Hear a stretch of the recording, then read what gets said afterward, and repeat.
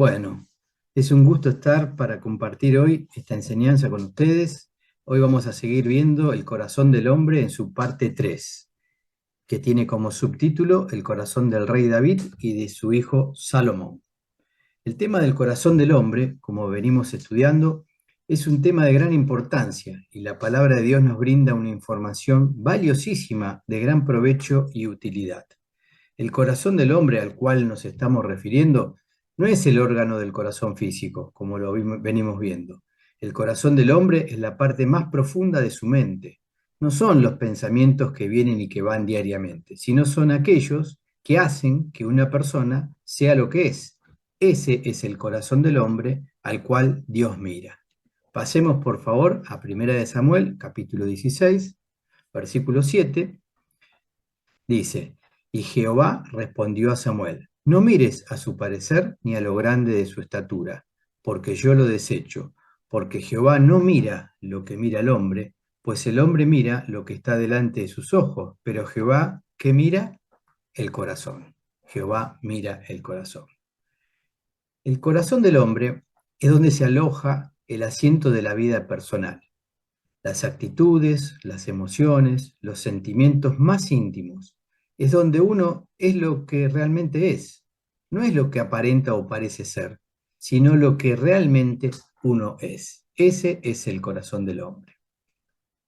Algo para destacar es que Dios se comunica con el lenguaje del corazón, de su corazón al corazón del hombre, que lo ama y lo respeta, y hace cosas que son maravillosas, cosas extraordinarias por los hombres que lo aman a Él.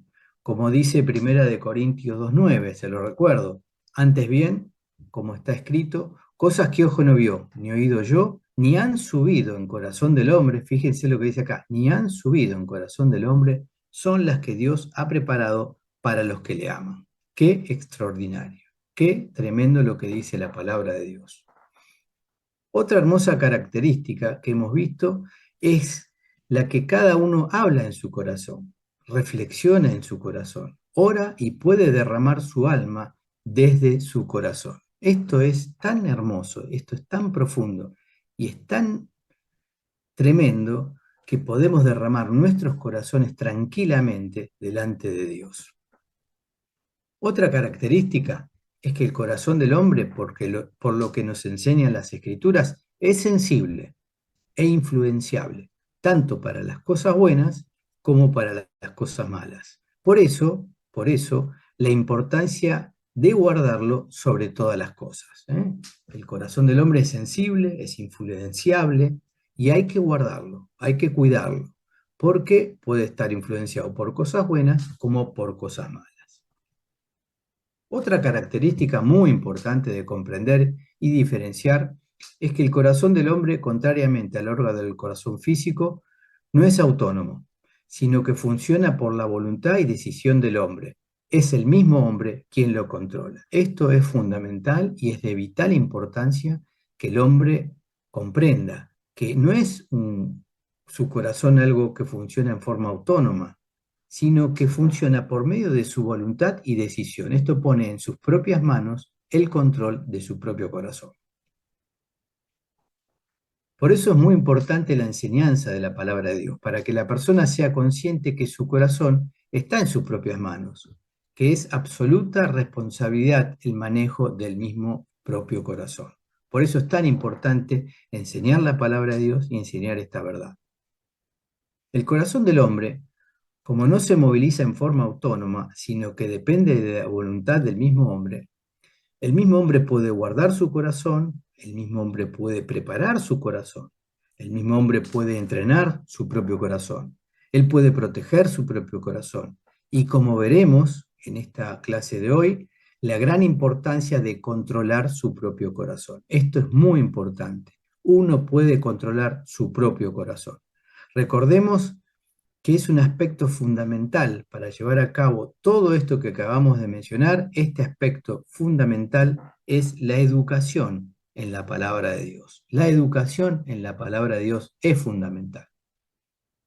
En la segunda parte nos detuvimos a ver el gran ejemplo de un hombre del cual Dios dijo que tenía un corazón conforme al suyo.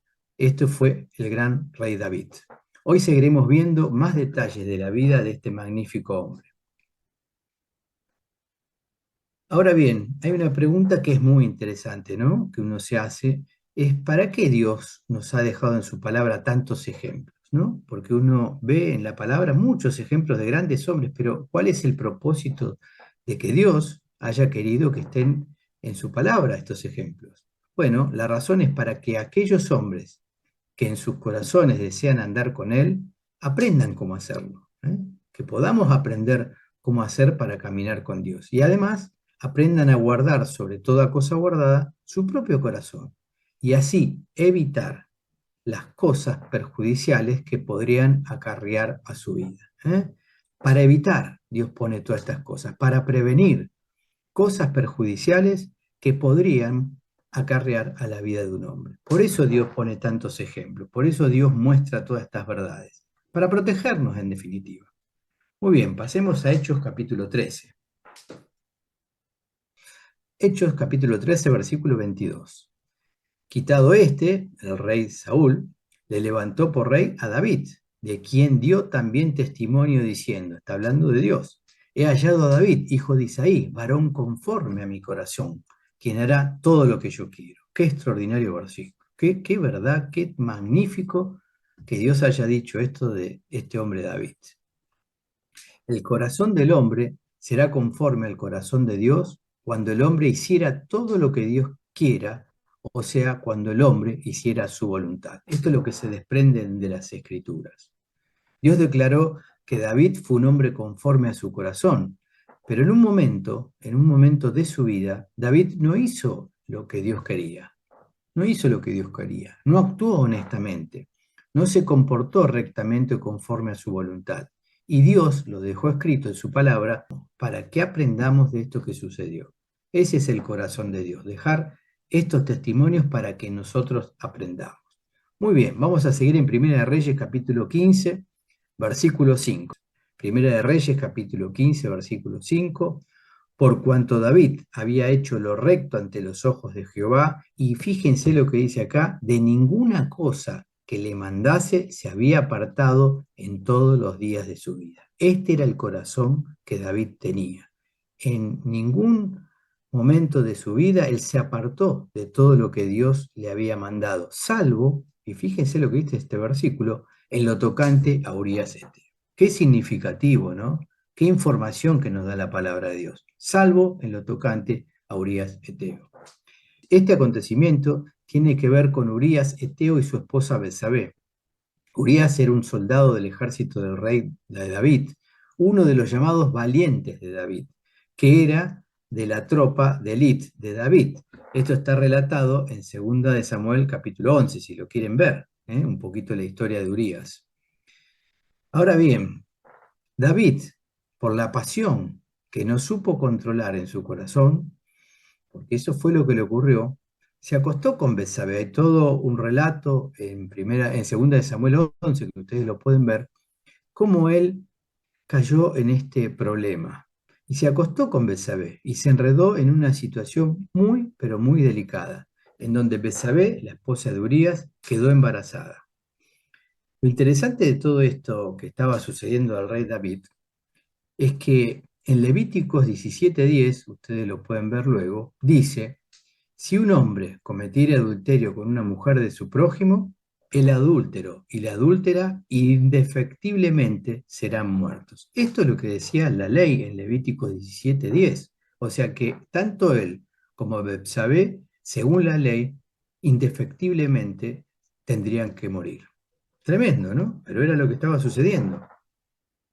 Es muy interesante ver detenidamente el registro porque se ve cómo David va perdiendo el control de la situación. Se va enredando en una situación muy compleja, muy complicada y va perdiendo el control. Y comienza en una forma desesperada a ocultar este embarazo, o sea que a ocultar su pecado, acudiendo a distintas estrategias que no le funcionaron en vez de ir a Dios y pedirle perdón por lo ocurrido y terminar con este tema. Es muy interesante si ustedes lo leen luego y van a ir viendo esta situación, cómo se les va de las manos, se le va cada vez más toda esta situación de las manos. Y en vez de hacer lo que tenía que hacer, seguía insistiendo en ocultar. Y en definitiva estaba ocultando su pecado, el error que había cometido. Muy bien, esto es muy importante. Cuanto más se tarda en reconocer, arrepentirse y confesar el pecado, la falla de uno delante de Dios, mayores serán las complicaciones que se tendrán. Más tiempo se tarde en reconocer, en arrepentirse y confesar delante de Dios el pecado, la falla, mayores complicaciones se tendrán en el futuro. Esto es así, esto es así. Cuanto más rápido se resuelva, mejor para todos. Por último, al no poder resolver esta grave situación, el rey David comete una acción realmente maligna, algo realmente malo, y manda asesinar a Urías, Eteo, nada más y nada menos que por la espada de los amonitas, que eran incrédulos, agravando aún más el problema. Fíjense hasta qué punto llegó el rey David en su desesperación, en el descontrol de su corazón, que manda hacer algo realmente horrendo, que era asesinar a Urías. Esto fue lo que le ocurrió al rey David. En 2 de Samuel 11:26 dice, mas esto que David había hecho fue desagradable ante los ojos de Jehová. No caben dudas que Dios no estaba de acuerdo, que Dios no le gustaba, que esto que había hecho David era desagradable ante los ojos de Dios. Lo que estaba ocurriendo era gravísimo, era gravísimo. David era el rey de Israel y no estaba nada bien en su corazón. Así que Dios tuvo que intervenir por medio del profeta Natán.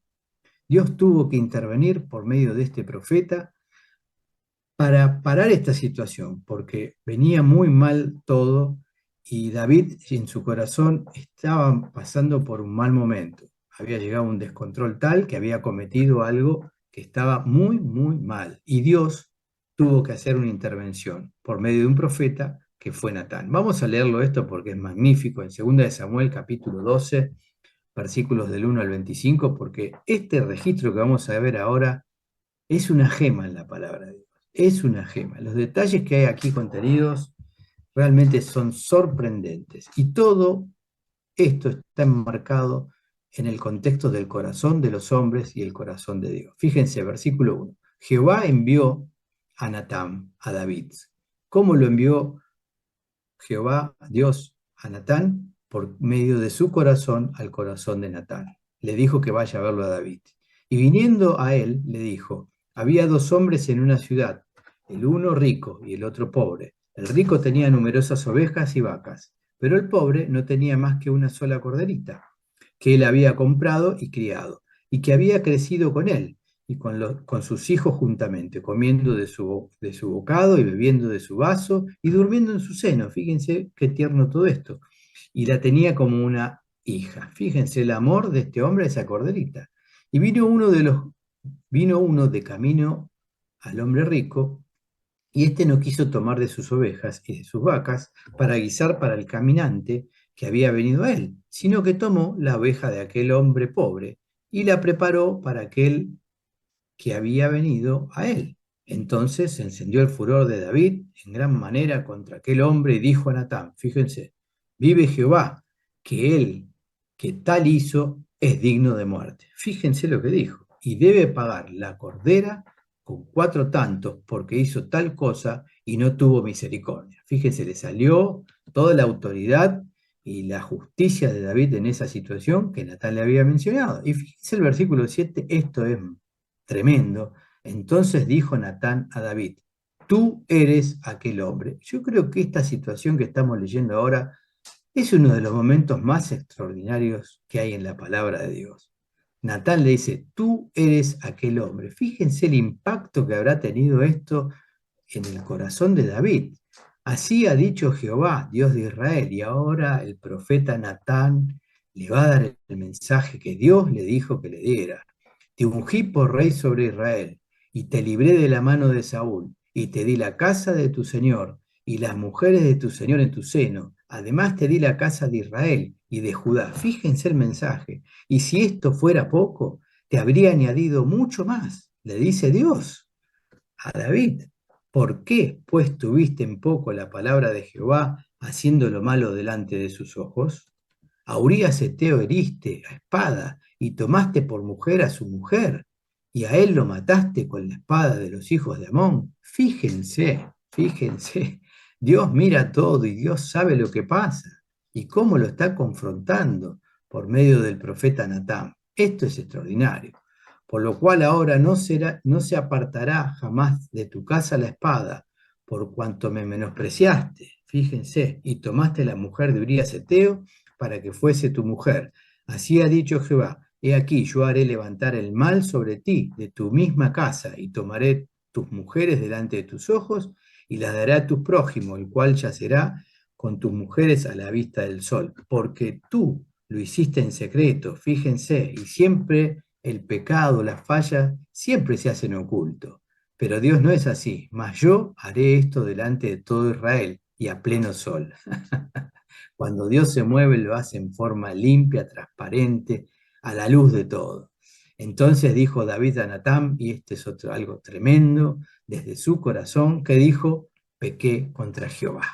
Y esto era lo que Dios buscaba, el arrepentimiento, el reconocimiento de este corazón de David tan tremendo, que esto era lo único que había fallado en su vida. Y acá está, se logró. Y Natán dijo a David, también Jehová ha remitido, que significa esta palabra, perdonado tu pecado. ¿Ven? La voluntad de Dios es siempre perdonar. La voluntad de Dios siempre es que el hombre vuelva a Él y se recupere. Dice, también Jehová ha perdonado tu pecado, no morirás. ¿Ven? Acá está el perdón, acá está la sanidad, acá está la recuperación. Dios busca el bien de sus hombres, Dios busca el bien de los hombres que lo aman. Y por más equivocación que uno pueda cometer, Dios siempre está dispuesto a perdonar y hacer que uno vuelva a Él. Mas cuanto con este asunto hiciste blasfemar a los enemigos de Jehová, el hijo que te ha nacido ciertamente morirá. Y Natán se volvió a su casa. ¡Oh! ¡Qué momento, por favor! Y Jehová hirió, y esto significa, no significa que Dios lo hirió literalmente, sino que las consecuencias que David tuvo fueron que ese niño muriera. Al niño que la mujer de Urías había dado a David y enfermó gravemente. Entonces David rogó a Dios por el niño y ayunó David y entró y pasó la noche acostado en tierra y se levantaron los ancianos de su casa y fueron a él para hacerlo levantar de la tierra. Mas él no quiso, ni comió con ellos pan. Era lógico, era lógico. Y al séptimo día que pasó, murió el niño. La consecuencia, esto fue la consecuencia, no porque Dios lo hiciera, sino porque muchas veces las acciones que los hombres cometemos, acciones fallidas, erróneas, en pecado, en deshonestidad, traen lamentablemente consecuencias. Y temían los siervos de David hacerle saber que el niño había muerto, diciendo entre sí, cuando el niño aún vivía, le hablábamos y no quería oír nuestra voz. Cuanto más se afligirá si le decimos que el niño ha muerto, ¿no? Era lógico. Mas David, viendo, y fíjense la percepción de David, fíjense qué hombre, David, viendo a sus siervos hablar entre sí, entendió que el niño había muerto. ¡Qué bárbaro! Por lo que dijo David a sus siervos, ¿ha muerto el niño? Y ellos respondieron, ha muerto. Entonces David se levantó de la tierra y se lavó y se ungió y cambió sus ropas y entró en la casa de Jehová y adoró. Dijo, adelante. Después vino a su casa y pidió y se le pusieron pan y comió. Y le dijeron sus siervos, ¿qué es esto que has hecho? Por el niño, viviendo aún, ayunabas y llorabas, y muerto él, te levantaste y comiste pan. Y él respondió, viviendo aún el niño, yo ayunaba y lloraba, diciendo, ¿quién sabe si Dios tendrá compasión de mí y vivirá el niño? Mas ahora que ha muerto, ¿para qué he de ayunar? ¿Podré yo hacerlo volver? Yo no a él, mas él no volverá a mí. ¡Oh! Qué tremendo y qué lógica que tiene todo esto! Versículo 24, un gran versículo de la palabra de Dios. Fíjense lo que dice acá. Y consoló David a Betsabé su mujer. Frente a semejante situación, David la consoló. Y llegándose a ella, durmió con ella. ¿Y qué dice acá? Y ella le dio a luz un hijo y llamó su nombre Salomón. Fíjense, Salomón, al cual amó Jehová. y envió un mensaje por medio de Natán, profeta. Así llamó su nombre Gededías, amado del Señor, a causa de Jehová. Qué tremendo el corazón de Dios, qué tremendo. Cómo Dios busca la consolación después del mal momento, cómo Dios redime, cómo Dios saca a flote a un hombre tan tremendo como David, cómo lo bendice con otro hijo que fue nada más y nada menos que Salomón. Qué magnífico Dios, qué corazón, qué manera de cuidar a sus hombres, qué tremendo, qué tremendo. Vamos a ver a continuación algunos salmos que hablan del estado del corazón de David en esos momentos tan difíciles que estaba viviendo. Ese es el contexto de estos salmos y vamos a Salmos 25 y presten atención a los detalles que David estaba diciendo en ese momento tan angustioso de su vida. Salmos 25, versículo 11. Por amor de tu nombre, oh Jehová, perdonarás también mi pecado que es grande. ¿Quién es el hombre que teme a Jehová? Él le enseñará el camino que ha de escoger. Gozará él de bienestar y su descendencia heredará la tierra. La comunión íntima de Jehová es con los que les temen, y a ellos hará conocer su pacto. Mis ojos están siempre hacia Jehová, porque él sacará mis pies de la red. Miren la confianza que tenía que iba a salir de ese mal momento. Mírame y ten misericordia de mí, porque estoy solo y afligido. Las angustias de mi corazón se han aumentado. Fíjense, sácame de mis congojas. Una congoja es una pena intensa e incontenible. Es angustia o sensación física de agobio. Y David le estaba pidiendo que lo saque de esa situación de su corazón. Mira mi aflicción y mi trabajo y perdona todos mis pecados. Fíjense qué corazón el de David, qué corazón. Salmos 32. Sigamos viendo estos tremendos versículos que hablan del momento tan tremendo que David estaba pasando. Salmos 32:1. Bienaventurado aquel cuya transgresión ha sido perdonada y cubierto su pecado. ¿Ven? Qué tremendo. Bienaventurado el hombre a quien Dios, Jehová, no culpa de iniquidad.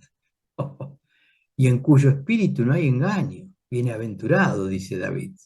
Mientras callé, fíjense, mientras él no fue a Dios y no confesó su pecado, se envejecieron mis huesos, en mi gemir todo el día.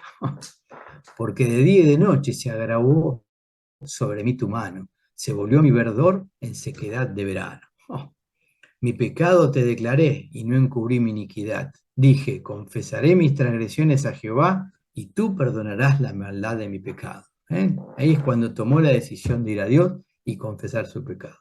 El rey David sintió un profundo remordimiento a causa de su pecado y cada día ayunaba y oraba ante Dios para que fuera misericordioso con él. Eso era lo que le estaba pasando. Salmo 51, sigamos viendo el corazón de David frente a Dios. Versículo 1.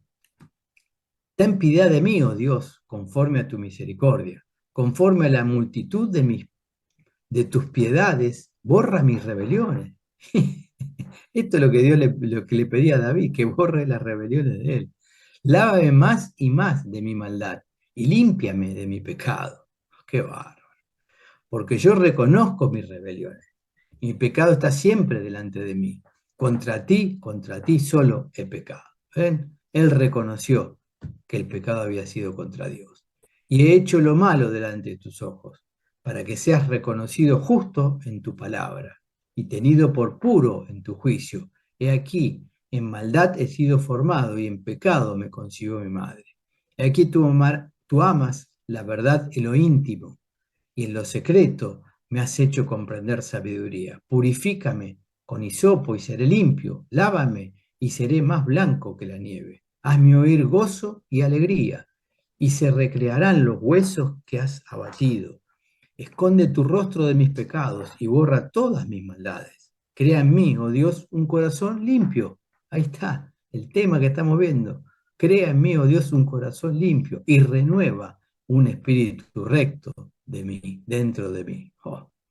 No me eches de delante de ti y no quites de mí tu Santo Espíritu. Fíjense, en ese momento el Espíritu Santo no estaba en forma permanente en los hombres y las mujeres. Él podía perder el Espíritu Santo, le dice, no quites de mí tu Santo Espíritu, vuélveme el gozo de tu salvación, ¡ja! Y el Espíritu noble me sustente. Entonces enseñaré a los transgresores tus caminos, y los pecadores se convertirán a ti. Líbrame de homicidios, oh Dios, Dios de mi salvación, cantará mi lengua tu justicia. ¡Oh! Fíjense qué tremendo. Aún con toda la gran gravedad de lo ocurrido y todas sus consecuencias que David vivió, por la gran misericordia de Dios hacia David y Betsabé, nació el gran Salomón. Ese fue el consuelo, esa fue la salida que Dios le otorgó. Qué consuelo debe haber sido para el corazón de ambos, ¿verdad? Qué tremendo. El rey Salomón. El rey Salomón, el nombre Salomón, viene del hebreo Shlomo, que significa pacífico. Fíjense qué hermoso. El origen del nombre es la palabra hebrea Shalom, que quiere decir paz, paz, pacífico. Ese es el significado de Salomón. Y qué tremendo, ¿no? La necesidad de paz que tenía el rey David en ese momento. Bueno, ahí lo tuvo, un hijo que se llamó Pacífico, paz. Muy bien, vamos a Segunda de Crónicas, 1 del 6 al 13, para empezar a ver un poco del corazón de Salomón en este registro extraordinario, otro registro tremendo, lleno de detalles. Bueno, versículo 1. Subió pues Salomón allá delante de Jehová al altar de bronce que estaba en el tabernáculo de reunión que hice acá y ofreció sobre él 1000 holocaustos. Y aquella noche apareció Dios a Salomón y le dijo, pídeme lo que quieras que yo te dé. Este es otro versículo realmente increíble. Pídeme lo que quiera que yo te dé, le dice Dios a Salomón. Y vamos a ver por qué le dice esto Dios a Salomón. Y Salomón dijo a Dios, tú has tenido con David mi padre gran misericordia. Y ahora entendemos en el contexto cómo Salomón entendía la misericordia que Dios había tenido con David. Y a mí me has puesto por rey en lugar suyo. Confírmese, pues, ahora, oh Jehová Dios, tu palabra dada a David, mi padre, porque tú me has puesto por rey sobre un pueblo numeroso como el pueblo de la tierra. Dame ahora sabiduría y ciencia para presentarme delante de este pueblo, porque ¿quién podrá gobernar a este tu pueblo tan grande? Este era el corazón que Salomón tenía. Acá vemos específicamente el gran corazón que este hombre Salomón tenía. Y Dios dijo a Salomón, fíjense lo que le dijo, ¿por qué? Por cuanto hubo esto en donde, en tu corazón, y ese es el tema central de los hombres y las mujeres, el corazón, es lo que Dios mira. Y no pediste riquezas, bienes o gloria, ni la vida de los que te quieren mal, ni pediste muchos días, sino que has pedido para ti sabiduría y ciencia para gobernar a mi pueblo, sobre el cual te he puesto por rey, que dice Dios, sabiduría y ciencia te son dadas, y también te daré, fíjense, riquezas, bienes y gloria, que dice acá, como nunca tuvieron los reyes que han sido antes de ti, ni tendrán los que están después de ti.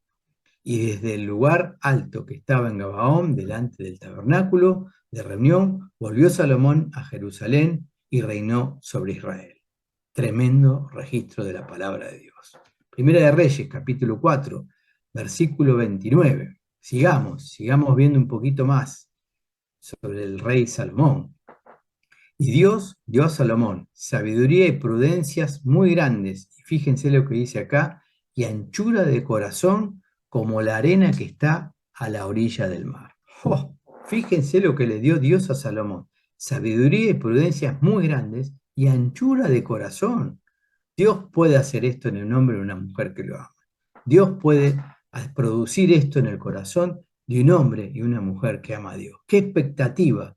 ¡Qué horizonte que puede tener uno con Dios en su propio corazón! Tremendo. Qué tremendos ejemplos de grandes corazones que Dios nos ha puesto en su palabra. Es un privilegio saber de ellos, porque ellos se encontraban en el Antiguo Testamento y podían perder el Espíritu Santo, y además estaban solos para resolver sus pecados con Dios. Era una situación realmente difícil, complicada para estos grandes hombres. Sin lugar a dudas, en la vida, aún de grandes creyentes, como lo venimos viendo, Se encuentran dificultades, se encuentran pecados, se encuentran presiones, se encuentran problemas, se encuentran deshonestidades, se encuentran maldades, etcétera, etcétera, etcétera. Es lo que muestra la palabra de Dios y es lo que sucede todos los días. Lo importante de todo, lo que estamos viendo en la palabra de Dios, es que nos demos cuenta el gran corazón que Dios tiene, el gran corazón que Dios tiene. ¿Para qué? Porque Él nos muestra todas estas cosas, de aún de sus mejores hombres. Él nos muestra todas estas cosas, aún de sus mejores hombres. En el día y tiempo que nos toca vivir, somos privilegiados en muy gran manera, porque hemos recibido una abundancia de beneficios debido a la gracia de Dios, quien hizo disponible la salvación por medio de la vida del Señor Jesucristo. Hoy somos muy privilegiados. Es claro en las Escrituras que todo lo que Dios ha hecho para el hombre es para ayudarlo a vivir mejor, dándoles valiosas herramientas para aliviar sus vidas, para alivianar sus vidas, para que sus corazones estén más alegres y más benditos. Ese es el corazón de Dios y esas son las cosas que Dios nos da. Como cierre, veremos una herramienta fundamental que Dios nos ha dado en este día, en este tiempo, en esta administración de la gracia, con la cual no contaban estos hombres. Ellos no tenían estas cosas que nosotros tenemos. Todos estos grandes hombres del Antiguo Testamento carecían de esto que vamos a ver ahora. El propósito es que vayamos a ver esto para que logramos tener un andar lo más liviano posible en nuestros corazones. ¿Qué es lo que Dios quiere? Que tengamos cada día un andar más liviano en nuestros corazones. Y esto que vamos a ver ahora es fundamental para esto. Pasemos por favor a Primera de Juan, capítulo 1. Primera de Juan, capítulo 1, versículos del 5 al 10, para ver las grandes ventajas que Dios nos ha dado hoy día por haber renacido por medio de la salvación obtenida por medio del Señor Jesucristo. Versículo 5. Este es el mensaje que hemos oído de Él y os anunciamos: Dios es luz y no hay ningunas tinieblas en Él. Si decimos que tenemos comunión con Él y andamos en tinieblas, mentimos y no practicamos la verdad. Pero si andamos en luz, como Él está en luz, tenemos comunión unos con otros y la sangre de Jesucristo, su Hijo, nos limpia de todo pecado. Si decimos que no tenemos pecado, nos engañamos a nosotros mismos y la verdad no está en nosotros. Si confesamos nuestros pecados, como hizo David, Él es fiel y justo para perdonar nuestros pecados y no solo eso, y viene una segunda parte, y limpiarnos de toda maldad. Si decimos que no hemos pecado, le hacemos al mentiroso y su palabra no está en nosotros. Lo primero que tratan estos versículos es de la honestidad en el corazón de cada uno respecto a su andar, teniendo la posibilidad de un andar en luz, o sea, conforme a la palabra de Dios. De esto están tratando estos versículos, la honestidad del corazón de cada uno en su andar, teniendo la posibilidad de un andar en luz conforme a la palabra de Dios. Ahora, en todo andar existirá el pecado o la falla, en todo andar. Y para eso tenemos la instrucción de ir a Dios, nuestro Padre, así como lo hizo David, y confesarle en lo que hemos fallado. ¿Recuerdan derramar el corazón delante de Dios? De eso estamos hablando. ¿Y qué va a suceder? ¿Qué es lo que promete Dios? ¿Qué es lo que nos dice? Que Él nos va a perdonar. Y además hará algo que Él solo puede hacer, porque Él trabaja en los corazones de cada uno, en lo más profundo y en lo más íntimo, y eso tan tremendo es limpiar nuestros corazones de toda maldad. Él llega a lo profundo y limpia nuestros corazones de toda maldad. Pero no, eso no es todo. Aquí no termina. Hay algo más tremendo que Dios nos ha dado en este tiempo, que está en Primera de Juan, capítulo 2, versículo 2. Primera de Juan, capítulo 2, versículo 2, añade algo que es extraordinario para el día y tiempo que nosotros vivimos. Hijitos míos, estas cosas os escribo para que no pequéis. Y acá está la prevención, el corazón de Dios, de mostrarnos todos los ejemplos, todo lo que está en su palabra, para que no pequemos. Y si alguno hubiere pecado, porque va a suceder, ¿qué más nos dio Dios en este día y tiempo que estos tremendos hombres no tenían? Abogado tenemos para con el Padre, ¿a quién? a Jesucristo el justo. Fíjense lo que significa tener esto hoy día. Un abogado como Jesucristo el justo para que Él interceda por nosotros. Y Él es la propiciación por nuestros pecados, y no solamente por los nuestros, sino también por los de todo el mundo. Por eso decíamos que Dios nos ha dejado estos grandes ejemplos con sus errores y fallas para que nosotros aprendamos y no fallemos o fallemos lo menos posible. Qué corazón que tiene Dios y cuántos recursos con los que contamos hoy día por la gracia de Dios.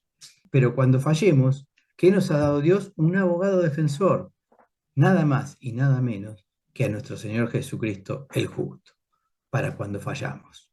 Qué tremendo Dios y qué tremenda palabra de Dios que nos instruye en todo esto. Como conclusión, qué hermoso es conocer el gran corazón de amor y de misericordia de Dios. Qué privilegio es tener su palabra para ver los testimonios de hombres que tuvieron corazones extraordinarios. Y qué gran tiempo que nos toca vivir como hijos de Dios en esta administración gloriosa de la gracia de Dios, donde entre otras tantas cosas no podemos perder el Espíritu Santo como estos hombres podían perder. Y además tenemos un abogado como el Señor Jesucristo que intercede por nosotros cuando erramos, cuando pecamos. Cada vez que erramos, cada vez que fallemos, cada vez que pequemos, tenemos un abogado, el Señor Jesucristo, el justo. ¡Qué maravilla! Todas estas cosas hacen que el corazón de un hombre se alivie, que el corazón de un hombre se alivie, hacen que el corazón del hombre esté bendecido, hacen que el corazón del hombre esté alegre y agradecido a Dios, y esté lleno de gozo y satisfacción, siempre y cuando el corazón del hombre se lo permita. Padre, gracias por ser tan bueno, gracias por ser un Dios lleno de misericordia, lleno de amor, lleno de paz, lleno de consuelo, lleno de sanidad y liberación. Gracias porque tanto tu palabra como tu presencia penetran hasta lo más íntimo de cada uno, el corazón. Y es allí donde tú trabajas, es allí donde tú limpias, es allí donde tú liberas, es allí donde tú consuelas, es allí donde tú traes las respuestas más importantes para la vida de un hombre y una mujer. Por eso te estoy absolutamente agradecido por tener el privilegio de poder ir a tu palabra y ver la grandeza de todos estos hombres y mujeres que nos antecedieron para que nosotros hoy día podamos disfrutar de una íntima comunión contigo, de aprender todos estos temas del corazón del hombre y tu corazón y poder estrechar nuestra relación contigo de la manera más íntima que pueda haber. Gracias por todo esto y por ser un Dios tan amoroso y tan amplio y tan hermoso. En el poderoso nombre de nuestro Señor Jesucristo. Amén.